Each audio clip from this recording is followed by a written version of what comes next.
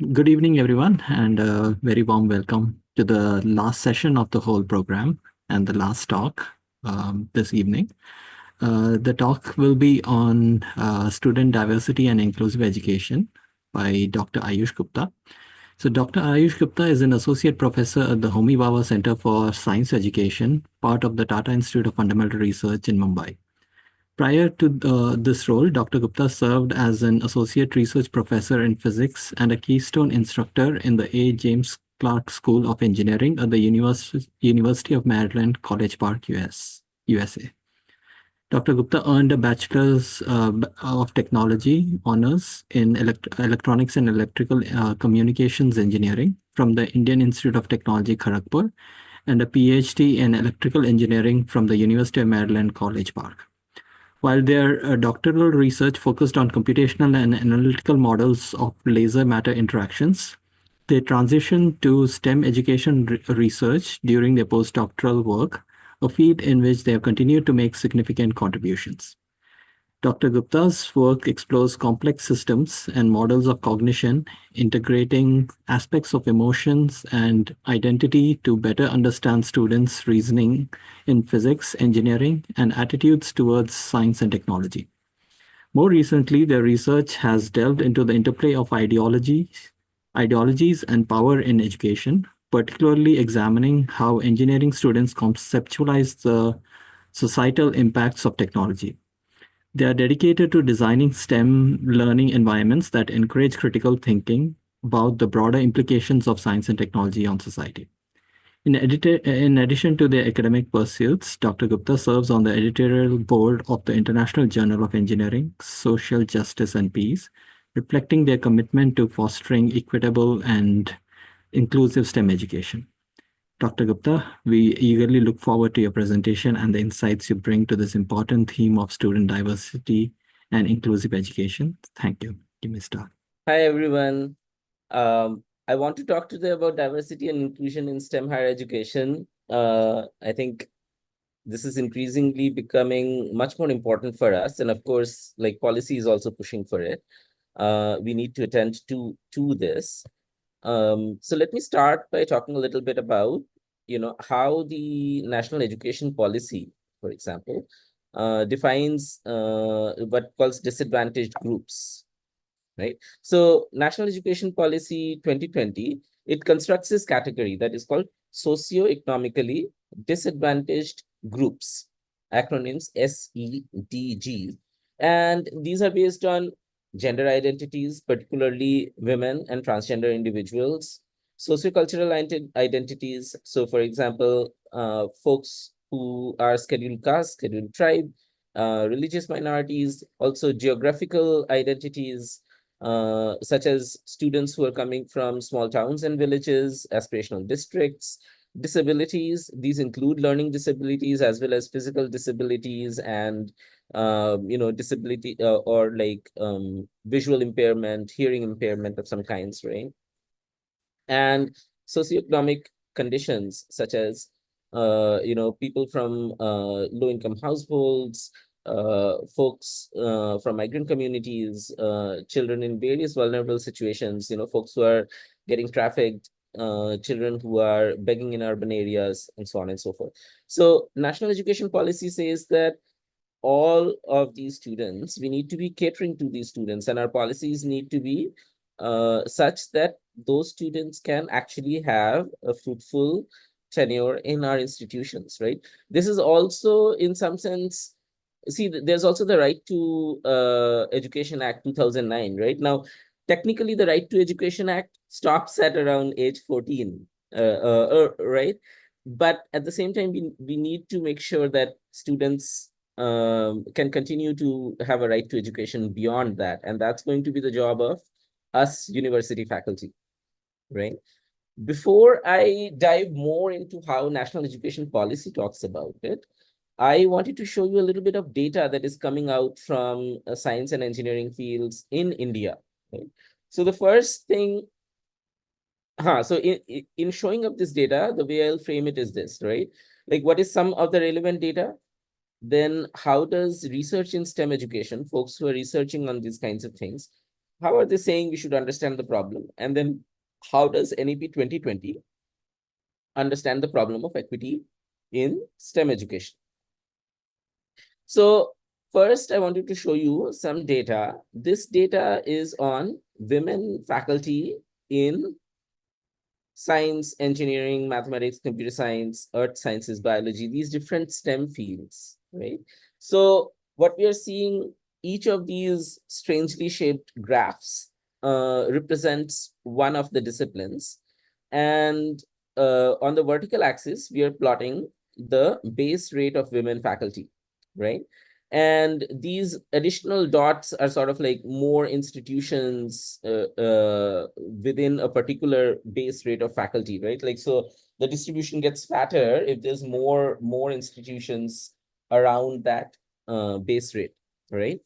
We will notice here, of course, that biology is doing a little bit better, right? Like its peak, not the median value, but the peak value 0.023 is sort of like going a little bit above many of the other distributions. However, we notice that even in biology, it's not looking terribly good if the median base rate is just 23% for women faculty, right? So this is a paper by Murlidhar and Ananthanarayana, and they had covered 98 Indian institutions in order to compile this data. And what do they see? Ultimately, they see that the current aggregate percentage of women faculty in Indian scientific institutions across these different science disciplines is 16.6%, which is still abysmally low, right? It's still really, really low, right? The base rates of top ranked research institutes, like if among those 98 institutions, we take the top ranked ones, then the base rate is below 10%, the median rate. Now, think about this a little bit. What this means is that the more elite an institution, the more higher ranked it is, the worse it is doing with respect to gender equality, right? This is going to be connected to a theme that I'll bring up later, that is merit. Like, how do we define something as top rank, right? We construct these metrics of merit, right? Like which institution gets more research money, more papers, more citations, and so on and so forth, right? And all of these end up getting tied with gender because all of these are gate kept with respect to gender. So that the higher up in the rank you go, the more meritorious a place it is, right? The more discriminatory it is. So I want you to start forming this association between the more we are going after merit, the more actually we are engaging in discrimination, right? And if this causes some sort of like a little bit of a discomfort because we have been taught that merit is good, right? We all grade based on merit, like we think that we are grading based on which students have more merit, then hold that discomfort. I'll talk more about it. It should give us some discomfort. It should give you some discomfort, right? But instead of sort of like pushing it away, I want us to sort of like really engage with it because our data is showing that the higher up you go, the worse the inequality, the worse the discrimination, right? Now, Ankur Paliwal has another set of data. This got published in Nature. This is from 2023, right? So recent data.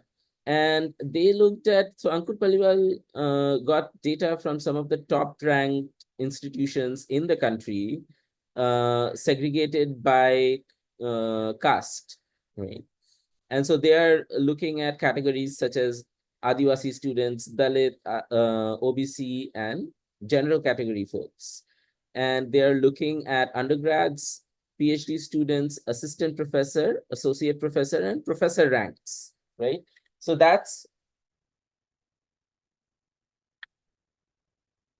this graph. So the red lines are the undergraduates. The orange lines are PhD students. Yellow, assistant professor. Dark blue, associate professor. Light blue is full professor. And what we see, if you look at the top part of the graph, is that Adivasi students, for example, in the undergraduates, as well as across all the other ranks, far below the government mandated quota, the reservation policy, right? The reservation policy level, the level at which there should be representation of Adivasi or SC students and faculty is represented by that dark dotted black line, right? And what we see is that far fewer Adivasi folks occupying the position than what is allowed by the reservation quota, right? Um, we also notice that for both, that trend, by the way, holds also for Dalit students, right? And Dalit faculty, far below the government mandated reservation quota. So something is going on here that these quotas are not getting filled out, right? The other pattern that I want you to notice is that notice how the histograms are sort of like going down. If you look at the top level of the graph, the red bar is the longest. If you look at the Dalit labeled graphs on the top, the red bar is the longest, then orange bar is smaller, yellow is smaller, dark blue a little bit smaller, and then light blue is even lesser smaller. What this is telling us is that as we go higher up in the system, so now not in ranking, but at the same institutions, if we are looking at undergrad, PhD student, assistant professor, associate professor, full professor, as we go up the ranks, the number of the fraction of this place that is occupied by Dalit and Adivasi professors is shrinking. At each level, fewer and fewer are available, right? Fewer and fewer are allowed to exist. It is almost as if the system is sort of like doing like a centrifuge. It is spinning and it is sort of like throwing out Dalit and Adivasi students and faculty. And at each level, more and more are getting thrown out, such that as we go higher up the ranks, there's fewer and fewer people to represent those categories, right? When we look at the OBC category, the Bahujan category, what we are seeing is, with respect to students, undergraduate students, the quota is being met. But with respect to faculty, no. And then again, we see this very sharp drop from assistant professor to associate professor, right? So this is also really important to notice that there's a big drop, actually even bigger drop from PhD student to assistant professor, right? Like it feels like that's one of the biggest barriers there. Dalit, Bahujan, Adivasi faculty are not being, or scholars are not being allowed to become faculty even after they get their PhD, right? And of course, when we come to the general category, we see a reverse trend. So we see that, if we look at the proportion of total, which is what is being plotted, right? At the undergraduate level, the general category students are occupying something like 43-44%. By PhD ranks, they're occupying something like 65%. By assistant professor, it goes above 90% to 91 or 92. Associate professor, another 93 or something like that. And by we reach full professor, the general category or upper caste professors are occupying 98% or so of the faculty rank. It is almost as if our educational system is this centrifuge that is trying to achieve Brahminical purity. Right? It is trying to achieve upper caste purity by pushing out people. So what does Paliwal's data also tell us? They themselves say universities in India are failing to meet government quotas for marginalized communities in academia. This is deliberate on part of institutes that don't want us to succeed, says Ramesh Chandra, a Dalit, who retired as a senior professor at the University of Delhi last June.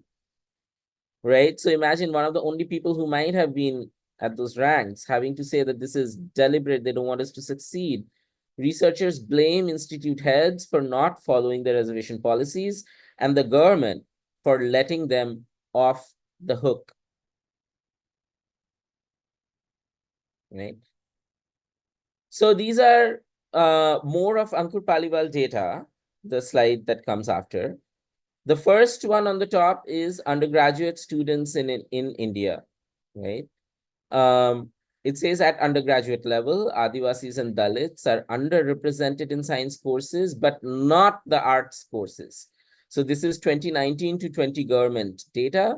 And so the red, now the colors have changed meaning. The red here is arts, orange is engineering, yellow is medicine, dark blue is science, light blue is technology. And so what we are seeing is that in arts, actually, the quota is being met. But across the country, in science, in technology, in engineering, in medicine, the quota is not being met. And that trend persists if we look at master's students in India. Okay. And what they say in this is again a quotation from the Ankur Paliwal paper in Nature. They say that is not because arts courses are more popular, but because teachers and mentors specializing in science are rare in the rural high schools attended by these students, especially Adivasis, says Sonajharia Mins, a computer scientist and vice chancellor of Sido Kanhu Murmu University in Dumka, Eastern India. Mins is the second Adivasi woman to hold a VC ship in India. Okay. I want us to also be careful. You might be wondering that, I'm quoting, say, Sonjaria Mins. Sonjaria Mins herself being Adivasi, being the second woman, it might seem like aren't people making progress? And I want us to make sure that just because we are being able to find one or two people who are making these progresses, who are being able to exist within the system, who are being able to prevent getting pushed out, right? That doesn't defy the broader large N data that is on the other side that is showing that the system is functioning like a centrifuge and pushing out people, right? Just today, I heard multiple cases of students who are trying to do their PhD, uh, Dalit students, queer students, faculty simply refusing to serve as their advisors, right? Sometimes even lying and saying, no, no, no, I don't work in that field. While clearly they have published in that field, but they don't want to work with Dalit students, with queer students. And that is causing a lot of problem. There's one more thing that I wanted to show you with this data. Actually, let me go back a little bit. I wanted to look at this big jump that happens between undergrad to PhD student, PhD to assistant professor, these big jumps that we talked about. The Ambedkar Periyar Circle at IIT Bombay, the students there have conducted some research, tried to get data from various institutions. And one of the things that they were finding out was that in PhD admissions, Dalit Bahujan Adivasi students actually do well in the written portion of the exam. When we look at the written portion of the exam, they are doing well. They are getting into the interview, but it is in the interview that they are given really low scores, and then they are not admitted into the PhD program. We are seeing this all over the place. I am seeing this at my institution where these conversations happen, where people openly say that we won't be able to take those students, they won't be able to do well, they don't know English, right? People openly are saying these hate-filled rhetoric sitting in admissions policy meetings. That is how these data are being constructed, right? Students who are doing well on the written exam are not getting their due in terms of getting access to PhD positions, to assistant professor positions, because the interview committees strongly discriminate against them.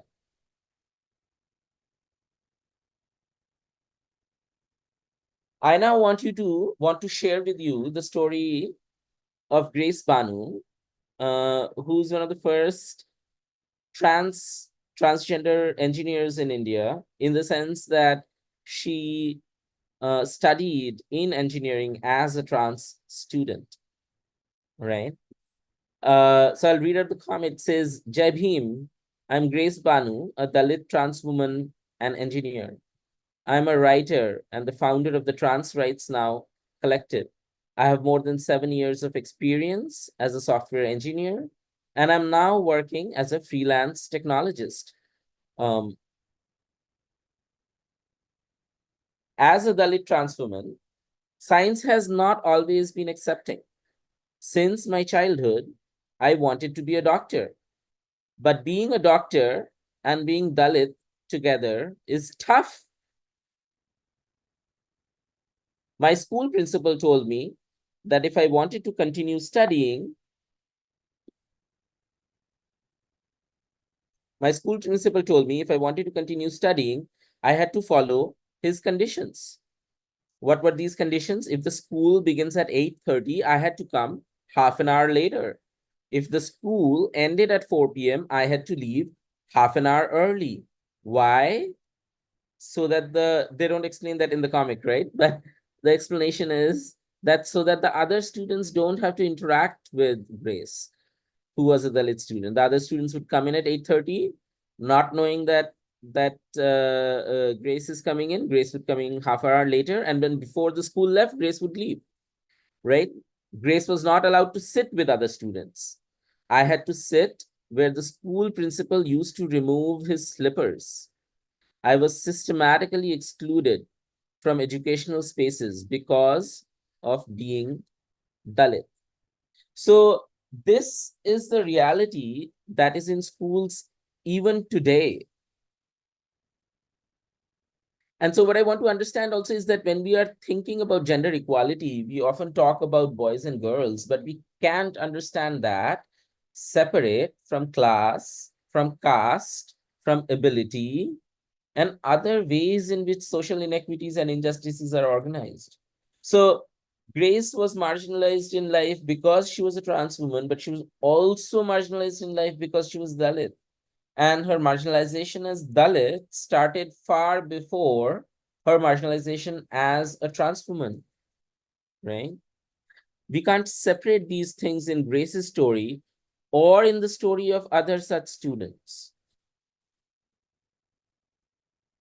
I also wanted to understand this is more than numbers. We're talking about disrupted lives, deferred dreams.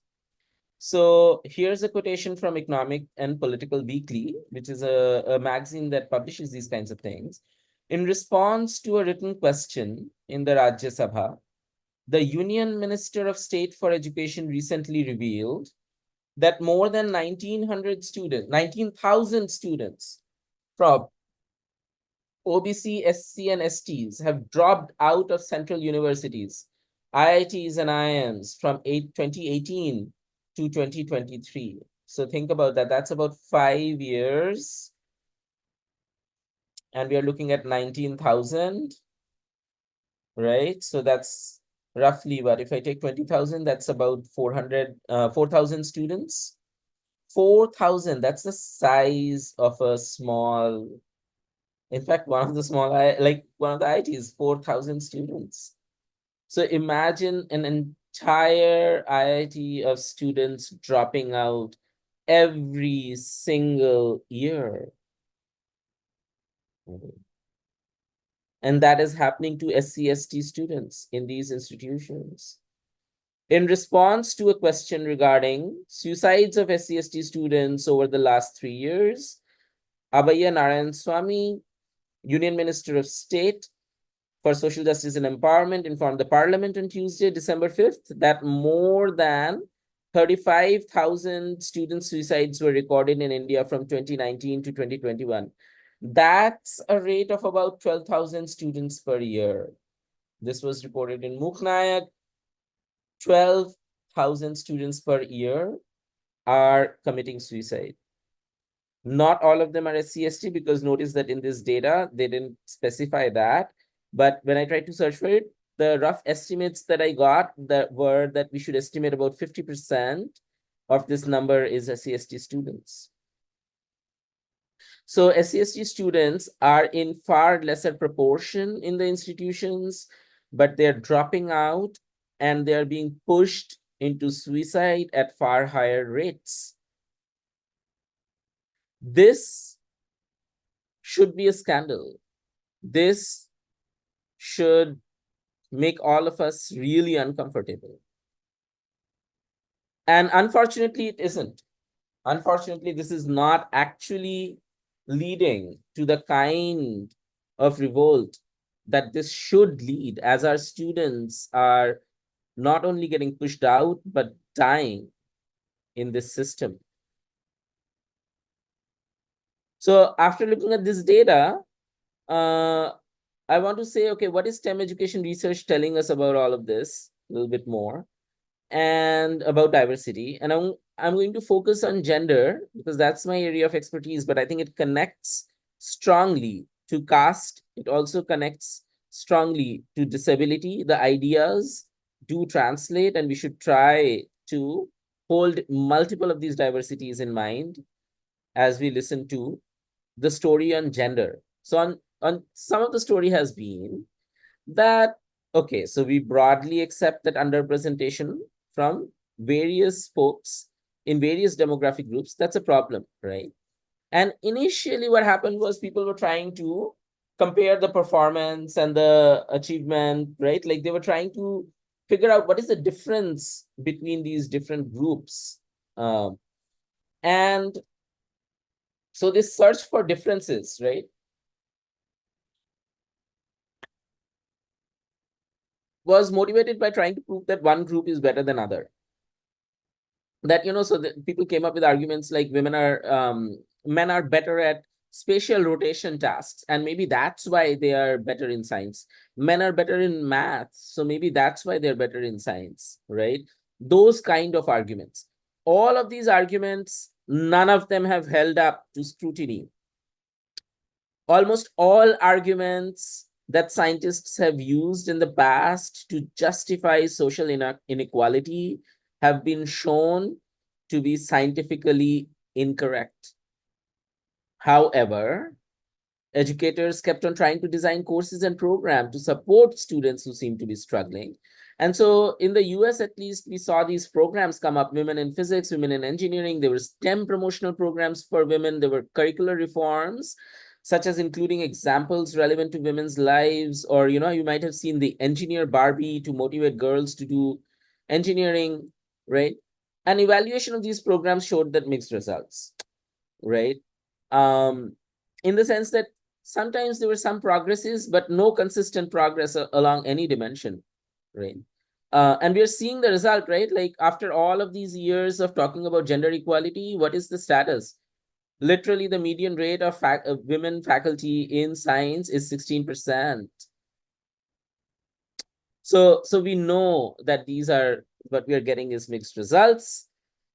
At the same time, like I said, the research on gender differences was bringing up a lot of surprises. So, for example, Claude Steele did work that said that gender differences were dynamic and context dependent. They were able to change the difference between the scores of men and women in exam using very subtle, simple interventions. Not interventions that teach anything additional to girls, but simply, for example, by making a statement at the uh, before the exam saying that this exam does not discriminate between men and women. Like knowing that an exam doesn't discriminate between men and women helped help the students sort of like perform better, because there's a stereotype that math is for men. Gender differences in many studies were also challenged from a statistical angle. So when we look at gender differences in many studies were challenged from a statistical angle. What is that? So oftentimes what happens is people go on and on about like maybe, oh, men are like this, women are like that. Men are like this, women are like that, right? Men are from Mars, women are from Venus.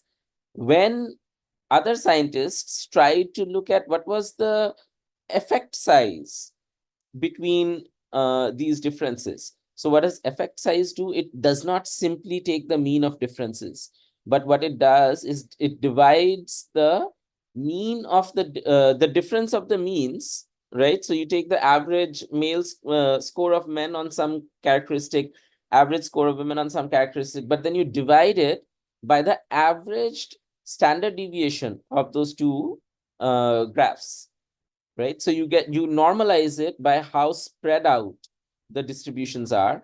And then what you get actually is that, yes, there may be a statistically significant difference between the average scores, but the effect of that difference is actually really small because there's a huge overlap between the two distributions.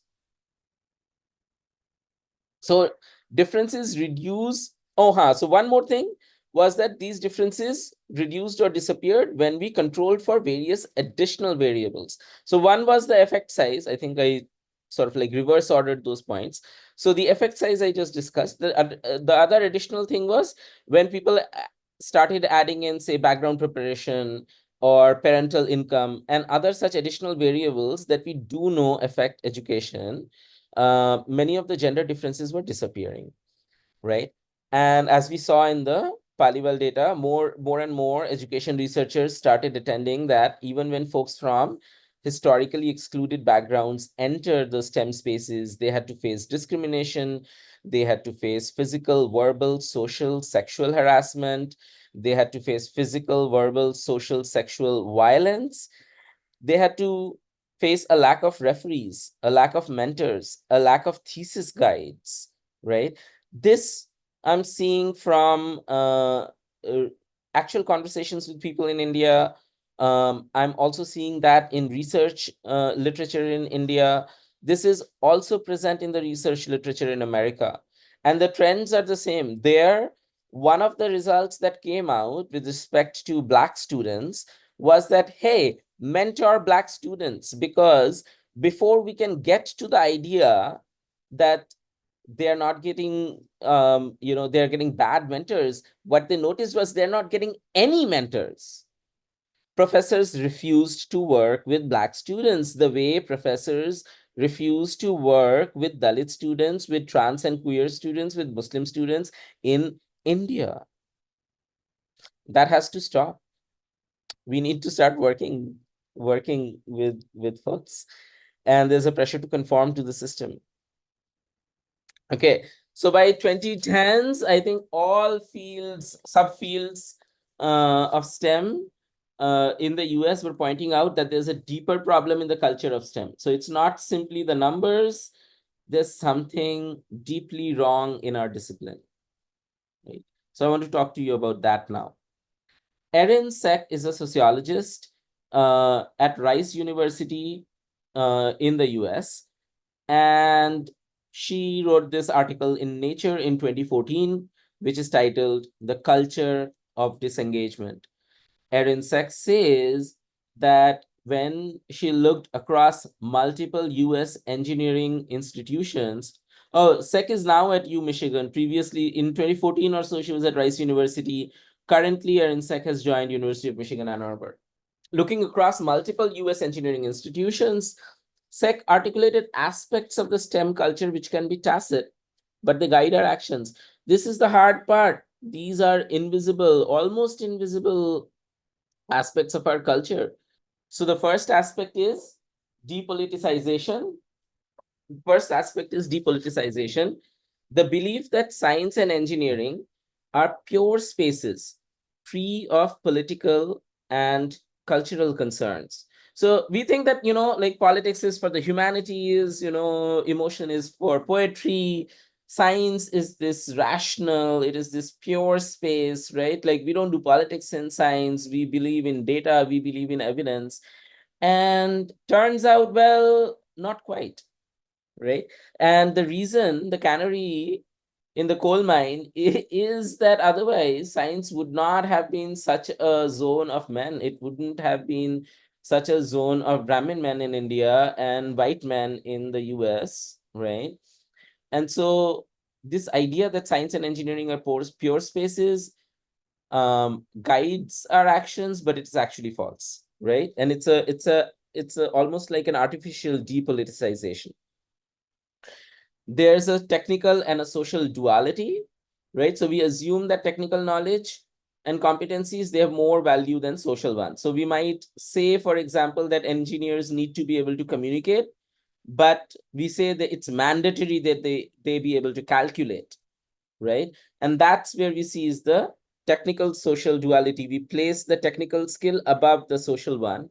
And meritocracy, the belief that scientific professions are unbiased with fair systems of advancement, right? Like we think that if somebody can do good physics, good math, good engineering, then they will advance in an unbiased fashion. But that is simply not true, because we are seeing, for example, that folks who can do really well on the written exam are being discriminated at in the interviews. So clearly, that goes against this idea of meritocracy. But we keep sort of like this illusion that everything is happening in an unbiased way. We are being able to measure merit in our exams. So these are the three illusions that SEC is pointing to with structure, science. It becomes far more difficult to battle them if they are invisible, if they are tacit, right? But they keep on reproducing. Otherwise, think about it now. We have, for I mean, so many years, people have been talking about gender equality, gender equality. Still, the maximum rate is 23%, right? Like that should give us pause. Something is not going right. And I think sex work shows us what may be the thing that is not going right, is that these invisible, we don't end up, like when we talk about gender equality, we don't end up confronting this depoliticization, the technical social duality, and the meritocracy. So they keep on reproducing the inequality because the inequality is based on these ideas. There is research that shows that in the engineering lab, when students are working in teams, women will be assigned the job of writing report while the circuit will be built by men. You know, doing some mechanical work, doing some decorative work will be assigned to the woman, while the programming would be taken over by the male student, right? So the students know which are the skills that will pay well later, and they're dividing it up by gender. So we can assume that it's all sort of like a neutral field, but students' behaviors, faculties, they all are showing us that we know that we are functioning in these fashions. This is linked to the marginalization of minorities, right? The funny part is that we can, like, it's linked to the marginalization, but nobody has to take responsibility, because who can take the responsibility for depoliticization or technical social duality, right? I want to talk a little bit more about merit, because merit is something that is very strong in the imagination of Indian academia. It's, unfortunately, it is one of the primary values that structures inequality, not equality, inequality. And I would argue that it also bakes in a lack of excellence. Is that when we are hankering after merit without actually knowing what merit is, what we are constructing is not just inequality, but we are also constructing bad science, bad engineering, bad math. We can do far, far better. So this, for example, is a book by Ajanta Subramaniam. Ajanta Subramaniam is a anthropologist at Harvard University who conducted a deep ethnography in IIT Madras. This is one of the only ethnographies of an engineering institution in India, actually. It's a historical and an ethnographic account of how in India there was a separation of manual and intellectual labor on caste lines. The prominent scientist Meghnad Saha has also written about this. Meghnad Saha said that, in the US, nobody has a problem with sort of like the same person who's designing the experiment is also washing the test tubes, is also doing this other thing, right? But in India, these things get divided. Somebody will do the washing, somebody will do the experiment, right? Somebody will do the experiment, somebody will do the theory. And so Meghnad Saha said that science in India won't be able to advance because we have separated the mind and the hand. We talk a lot about integrating, hands-on learning and all of that these days. And Meghnad Saha said that that project won't work very well in India, partly because we have relegated the hand to manual labor and the mind to intellectual labor along caste lines. This is what Ajanta Subramaniam observed decades later in IIT Madras too, and in many other institutions. It's just that IIT Madras got studied. I don't think that there's anything unique about IIT Madras here. I think all our institutions are enacting this merit-based caste system in a way, or the ways in which, no, that's not right, are enacting this system where the caste system gets sort of like fashioned into a merit system. That's the argument, that merit in some sense functions along caste lines, but then we don't have to talk about caste, we can just talk about merit while keeping the discrimination in place, right? So our assumptions about merit end up becoming a justification for keeping caste and gender-based oppression and exclusion in place, while simultaneously claiming an objective stance, because merit feels objective. It feels like we can measure it, but actually we cannot. And I'll tell you why. Like, for example, if I quizzed IIT students on the caste system, if I asked them, for example, give me 3 main points that Ambedkar had made. If I asked them, for example, what were the specific achievements that Jyotiba Phule had made, that Savitribai Phule had made. If I asked them to quote Dalit authors, they wouldn't know about it. Many of them wouldn't even know the division of the reservation system in India. So how is it that they are actually smart students, right? If they are lacking in their knowledge of fundamental basic aspects of our society, right? Meaning, yes. I also want to say that these scripts of merit are gendered. So here's some research from Jayashree Subramaniam in a paper in the Indian Journal of Gender Studies called Perceiving and Producing Merit, Gender and Doing Science in India, where she says that some of the male research scholars interviewed for the study confessed that they never thought girls were bright or serious about academics till they came to institutions where they were working for doctoral degrees, right? So these folks openly are saying we never thought girls were bright. How do you think they're going to treat their women students when they're faculty? A woman student from an IIT, a consistent topper, was advised by her professor not to apply to the best universities abroad because, being a woman, she would not be able to get in, and even if she did, she would not be able to do well, right? So these are the ways in which we are documenting that professors are actually demoralizing students, right? This is direct documentation, empirical data.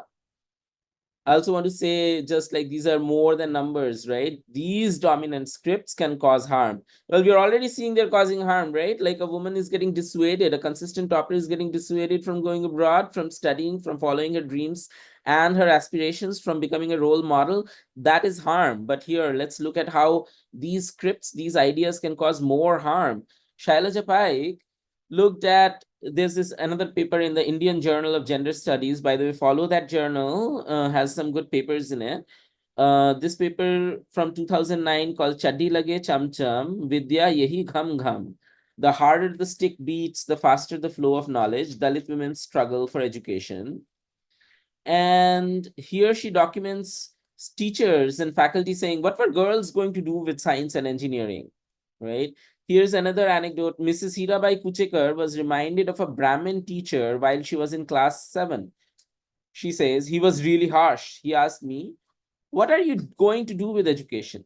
He further continued, these people will never improve. You will never understand maths. It's not meant for you, right? So look at the statement. You will never understand math. It's not meant for you. I want to hold two things here. One is that look at the hate and the bias and the prejudice in these statements. These statements are all around us. They are not They're not exceptional statements. They're not statements that are occurring once in a while. These statements are actually occurring all around us if you're willing to listen. The second thing I want you to notice is that this is a teacher who's saying this, right? And probably a mathematics teacher who's saying this. You will never understand math. It's not meant for you. These people will never improve. So we should also think about the nature of this. This Brahmin math teacher is using a statement like these people will never improve. If I take that as a scientific statement, then clearly it's really unscientific and ignorant to say that. What evidence can somebody marshal to say that a class of people will never improve? That they will never understand math, and math is not meant for them. Not only it is prejudicial, it actually betrays that the teacher who has become the math teacher fundamentally doesn't understand logic, fundamentally lacks logic, but is teaching math. Shalja Paik continues, teachers also often believed girls to be less capable than boys in subjects such as mathematics. Consequently, they failed to use teaching techniques that may have improved the achievement of girls in particular subjects. Girls thus tend to be channeled into domestic science, handicrafts, biology, while boys are directed towards chemistry, mathematics, and vocational subjects. And finally, these scripts can cause harm not just in terms of lack of access to education, but in terms of lack of access to life. We talked about suicide, we talked about students being pushed out of the institutions, and now rape. Here in New Indian Express, there was an article in which a trans woman who was at St. Joseph's faced sexual assault, and the head of the math department said, "You got raped because you look like a woman."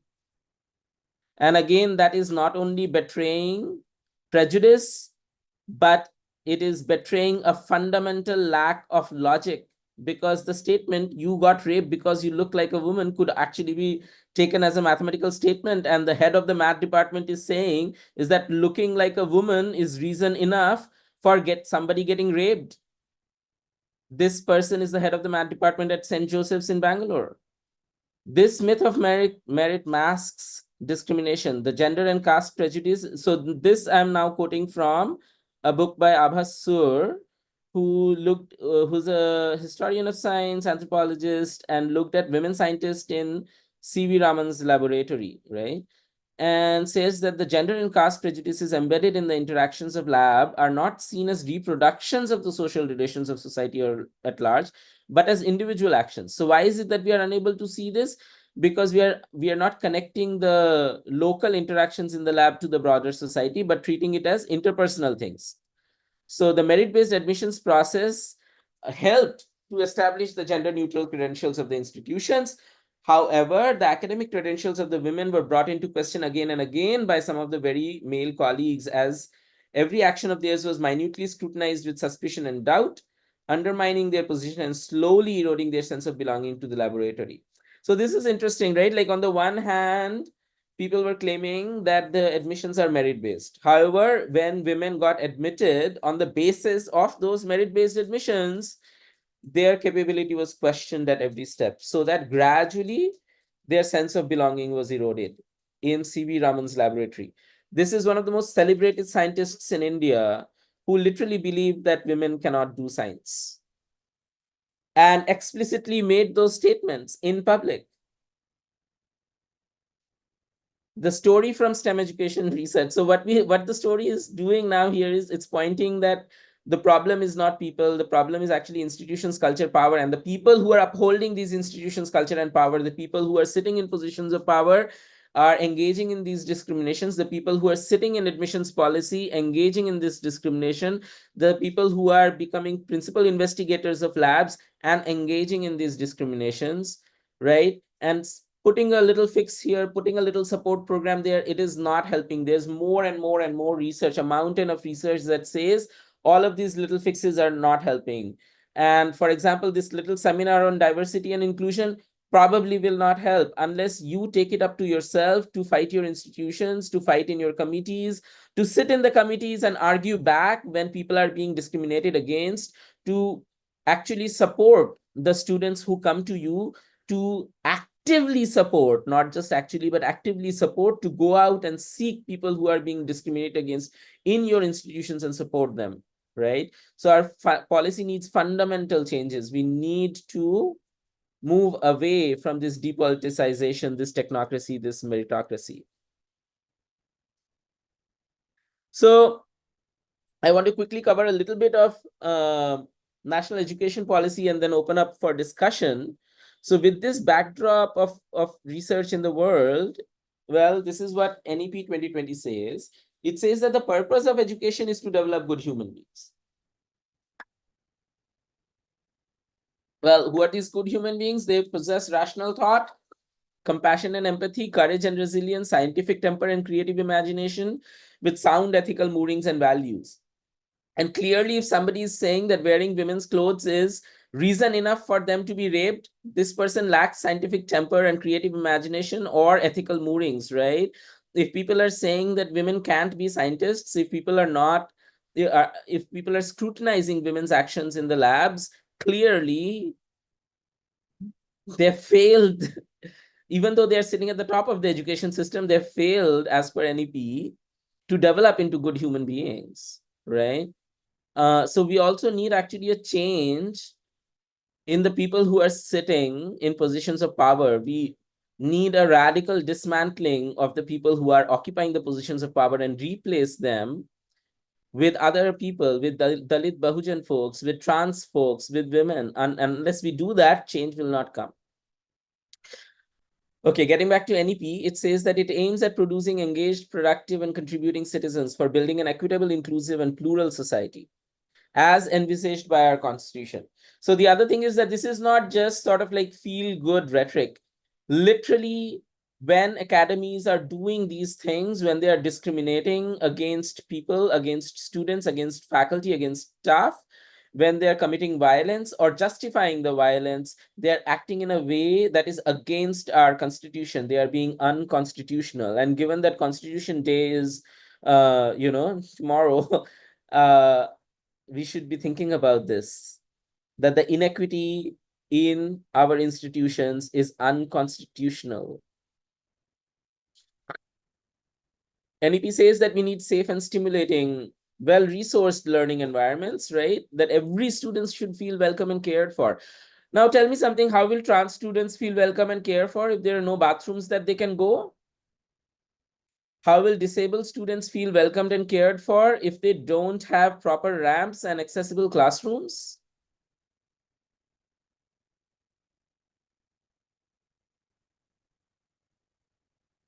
There also should be good books. There should be nutrition and health. It emphasizes holistic and multidisciplinary education. So, but why multidisciplinary education? Because we want a democratic, just, and socially cultured, socially conscious, cultured, humane society, right?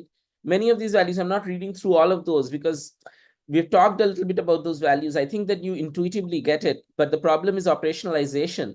And so the thing that I'm pushing here is that the values that are stated in NEP doesn't give us concrete ways to operationalize it. It's up to us to operationalize these values. So we have to get into the business of how to develop good, thoughtful, well-rounded, creative individuals. And that's not going to happen without a fight. That's not going to happen without a fight against the people, for example, who believe that women should be raped.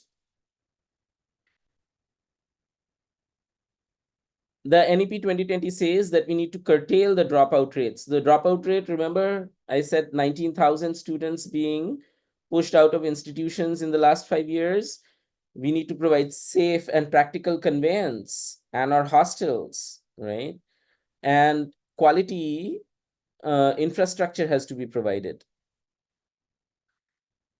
With respect to higher education, NEP 2020 frames higher education as a means for upward or social mobility, social or economic mobility. And it says that increasing access and quality education is a top priority with a special emphasis on socioeconomically disadvantaged groups, right? and that there's a continuity and overlap between school and college systems. And it says that, well, the admissions policy needs to be inclusive, the curriculum needs to be inclusive, the infrastructure needs to be accessible, there needs to be support for students, there should be sensitization of faculty. The NEP 2020 says gender. I think we need sensitization on caste, on disability, on various other parameters. And that the institutions need to enforce non-discrimination and anti-harassment policies. So far as I know, almost no institution is doing a fraction of what is needed to be done, right? And there's an emphasis on sensitivity trainings in NEP 2020, right? But the problem is this, right? NEP 2020 doesn't even write the word bullying in it. It doesn't write the word discrimination in it. It doesn't write the word sexual assault in it. It doesn't talk about depoliticization or technocracy or meritocracy, right? And it does not take into account that students who are disabled might have different needs from students who are being discriminated against on the basis of gender, that trans students might be different from women students, that SC students might have different needs from ST students, that there's no such within the category of students who come with the SC certificate. There are various communities, there are different needs. It doesn't make those differences. So if we misdiagnose, we mistreat, and I think we need to attend to carefully to these dimensions if we are going to understand what the problem is and try to work for change. So here's a couple of models for change. One is a learning assistant model. This comes out of the University of Colorado Boulder. The references are here. I can share the slides and have them sent out to you if you want the references. But in this model, what happens is that the students from say I give a course, I teach a course this semester. Some of the students from this semester who want to help other students, next semester they end up becoming my learning assistants. So they are going to end up working as an intermediary between me and the class. They can help with discussion sections, they can be closer to the students, they can sort of like help the students navigate more than just the classroom needs. And so that's the model. It's a model of peer educators, right? Some of this is happening in India also, but the main difference is that in the learning assistant model, these learning assistants have to take a course on pedagogy, equity, and inclusion. So they can actually work in more informed ways. Because, like, try as we might, faculty are not going to take a whole course on pedagogy, equity, and inclusion, right? The second model is by Gina Kwan, called the Departmental Action Team model. And this is a model in which we get some people in a department to form a task force to create change, but it's not any old task force. The task force has representation from all members of the institution, including students, right? So students are partners in the educational process, number one. Number two, the work focuses on achieving collective positive outcomes, right? So people are collecting data. Point number three, data collection, analysis, and interpretation informs the decision making, right? Then four, collaboration between group members is enjoyable, productive, and rewarding. So there has to be equity within the group. Students' voices have to be given prominence. They cannot be shut down. There's a continuous improvement in an like number five. There's a trying or attempt to do continuously improve the system, right? And number six, the work is grounded in a commitment to equity, inclusion, and social justice. So if you want to read more about this model, check out this paper by Gina Kwan, and that should give you more. And so a few final thoughts I want to conclude. We will fundamentally need to challenge our own thinking and how we privilege technical knowledge and meritocracy. We will need to read relevant social science and humanities literature. You'll need to challenge who we think of as legitimate partners in this work. So we'll need to work across boundaries. We might have to work with folks who are different from us in caste, in class, and in ranks in the institution. It's urgent work, but will require revisions and course corrections along the way. But my hope is that if we do this, then STEM itself will improve. Thanks a lot, Professor Gupta. It was a wonderful talk, and you touched upon a lot of important issues, also providing solutions that we could be adopting at various colleges and universities to address these issues. Now we will take questions. Participants can unmute themselves and ask any questions they have. If you have trouble with your mic, you can always type your question in the chat. Yeah, I would like to. I have actually no question, but I would like to comment. This is Vipul Kakkar from Department of Mathematics, Central University of Rajasthan, and I'm also regional coordinator of Math Olympiad program, which is conducted by Homi Baba Science Center, Mumbai. So I do not have question, but would like to comment that I come from unreserved category, which I do not say always. But my family never taught me this gender caste-based thing. My family and my parents never told anything about this caste-based thing.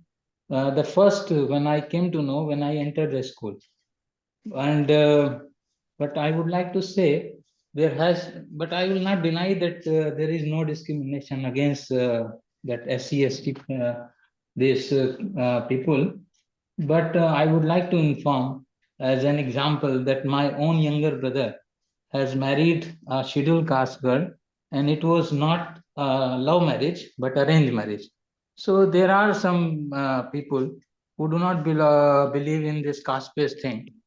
And the other thing that I would like to comment, that thinking that women cannot do the science better than the men, it is not India's problem, but it's universal problem. So I would like to tell a story of Sophie Germain. She was mathematician, and while writing the paper, she used actually the pseudonyms.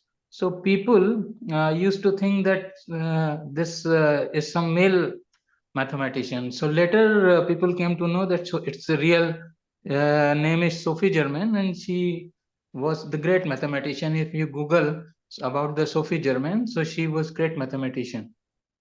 It doesn't seem like many Yeah, people. there are no comments. So Yeah. I want to end with one thing. If there's one book that I could recommend that you read, it is called The Disordered Cosmos. It is by a particle astrophysicist by the name of Chanda Prescott Weinstein.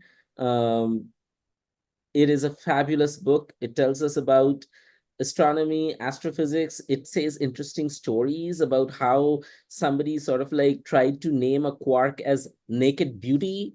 And then there were papers that were literally titled The Search for Naked Beauty. Uh, Such interesting stories, but also various other facets of astrophysics. It also talks about the issue of race in physics and gender in physics, and it is a wonderful, brilliant read. So if there's one thing that I can sort of like leave you with, please read The Disordered Cosmos by Chanda Prescott Weinstein. No questions. Seems like. I So I just think we'll take a gallery shot. Zamir, you wanted to say something? yeah. So what do you think like about in government sector if you compare with the private sector? So about gender equality as well as like caste wise. What's your view and what's your point? I just want to know. I think the government sector definitely is a little bit better. And that's partly because they are mandated. For example, many of the private institutions are not even mandated to follow the government reservation quotas, right? My own institution, Tata Institute of Fundamental Research, for example, has no requirements at the faculty rank or at the student ranks to follow the government mandated quotas for SC, ST, EWS, or any such thing. Public institutions are, and so definitely public institutions are doing better. And I would argue that to a certain extent we need to invest far more in public institutions.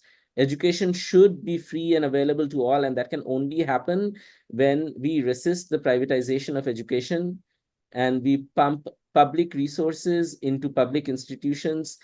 That's the institution that is for all of us, and that are the institutions that we need to uh, focus on. And by focus on, I mean like actually also give money to public institutions rather than private institutions.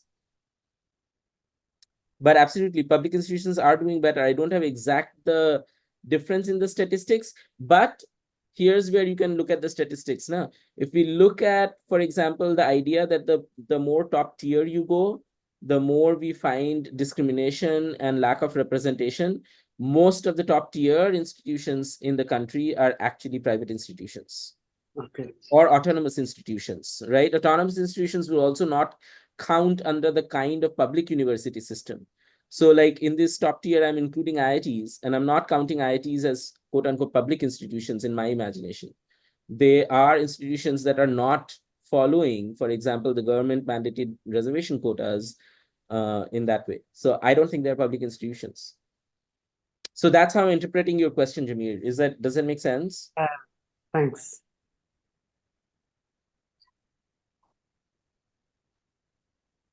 Okay. You can still ask questions, but Hello, good evening, ma'am. yeah. I am Dr. Avinash Shuklavidya, Assistant Professor from a government college in Assam. Mm-hmm. Uh, Yes. I have heard that you told about lots of SC/ST students are getting suicide in higher Mm-hmm. education institution. Probably I missed that. Why actually they are doing such kinds of things? If you please So can explain. yes. So meaning SC students are facing a lot of discrimination and bullying in these institutions. So oftentimes they get bullied by their peers. Oftentimes they are discriminated at by their peers. They are often discriminated in the mess hall, for example.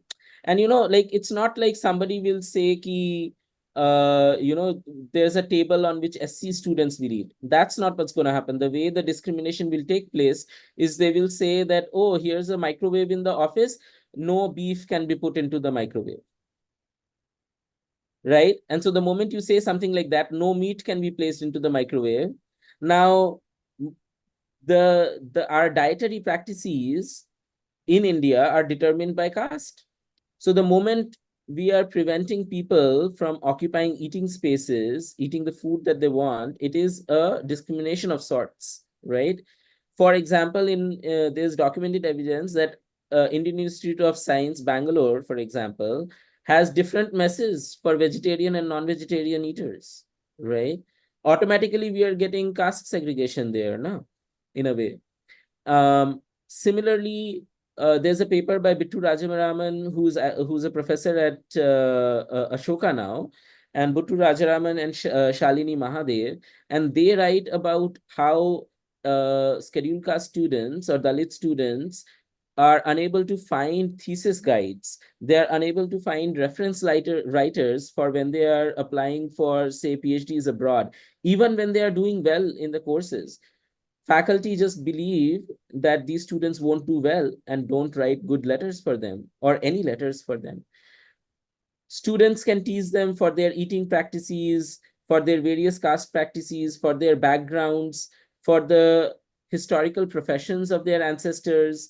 Students are having to hide their Dalit identities for this reason.